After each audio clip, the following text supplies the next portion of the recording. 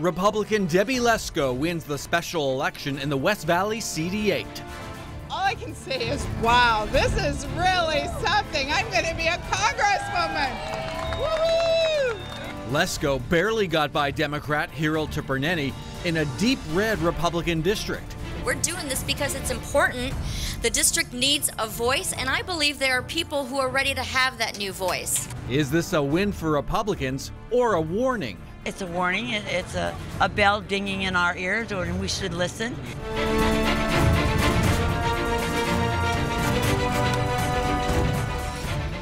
Debbie Lesko, a former state legislator from Peoria, won the race by just 5 points over first-time candidate Hiro Tuperneni, 52% to 47%. But here's what makes that 5-point spread alarming for Republicans. Donald Trump won the district by 21 points less than 2 years ago. Republican voters had a 20-point advantage over Democrats in total turnout. And Debbie Lesko won the legislative district she served for a decade by just 2.5 points. Not to mention, Republicans spent $1 million to defend a seat they've held for 40 years. So let's answer that question we heard at the top. Lesko's team repeated the mantra, a win's a win. But in this case, is this win a flashing neon warning for Republicans in Arizona and across the country? You like that sound effect? Very good. It's crazy. Let's get the answers from two insiders, political analyst Chris Herstam and Republican consultant Chris Baker of Blue Point Consulting. Welcome to you both. Good morning. First question, disclosure. Do you have connections to any of the candidates or office holders we're going to be talking about this morning? I do, with Congressman Schweikert. David Schweikert. Okay, we're likely to touch on his fate in all this. Can we agree that this race was much closer than anyone on both sides thought it would be?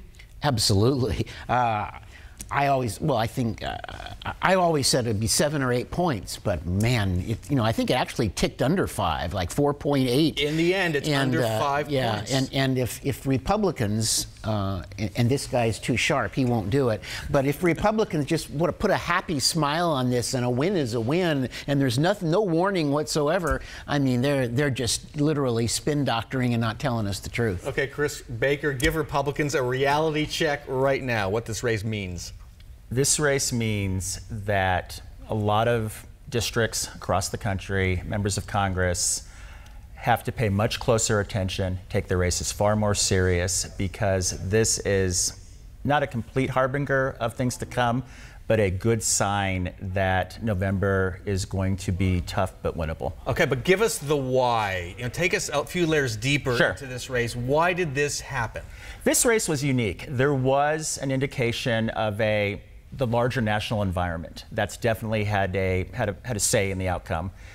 In a classic case, though, of all politics being local, the Red for Ed movement probably hurt Lesko a lot more than most people realized. That's interesting, because I was hearing during the race it was having an impact. People think of this as an older district, which it is, a very Republican district, which it is, but there's a very strong contingent of public school supporters out there, Peoria, Dysart, other school districts.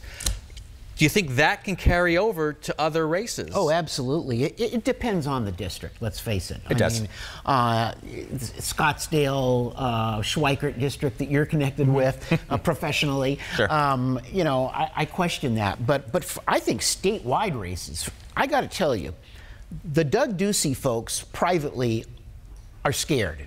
They are real concerned about the education issue. When they saw 50,000 folks in red T-shirts marching towards the Capitol, it's concerning. And I think, as you mentioned, Lesko was vulnerable because of the voucher issue and the education issue. And when you get beyond older folks, and that's an old district, and you get into that 25 to 55 range, those people care about public education. They're very sympathetic to teachers.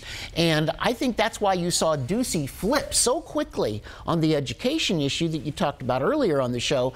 But I think politically, this CD8 race did nothing to calm him down. He won CD8 by 27 points in the last gubernatorial election. And here's Debbie Lesko the hometown girl, her district is in this district, and she wins by 4.8. That's a huge warning signal for Doug Ducey. And interesting, the Republican Governors Association has bought time over the next 2 weeks on channels like Lifetime. Who's bought the time? Republican Governors Association. Who gave the money to the Republican Governors Association? I don't know, Chris, who?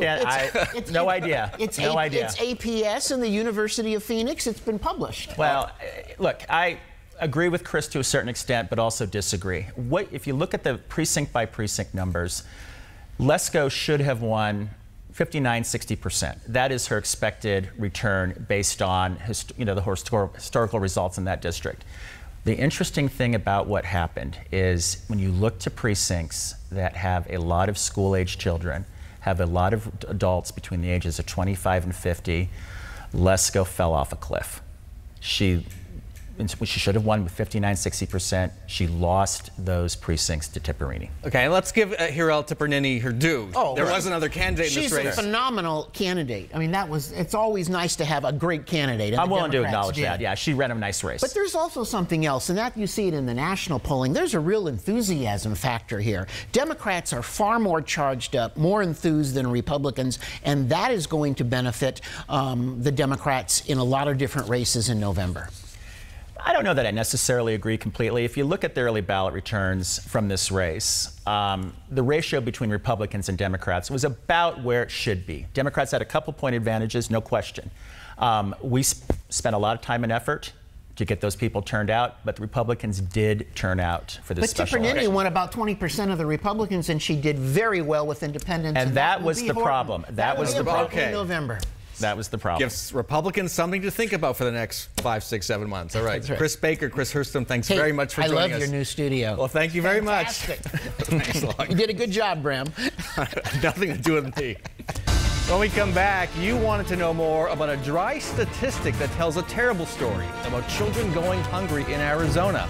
We have some answers for you. Stay with us.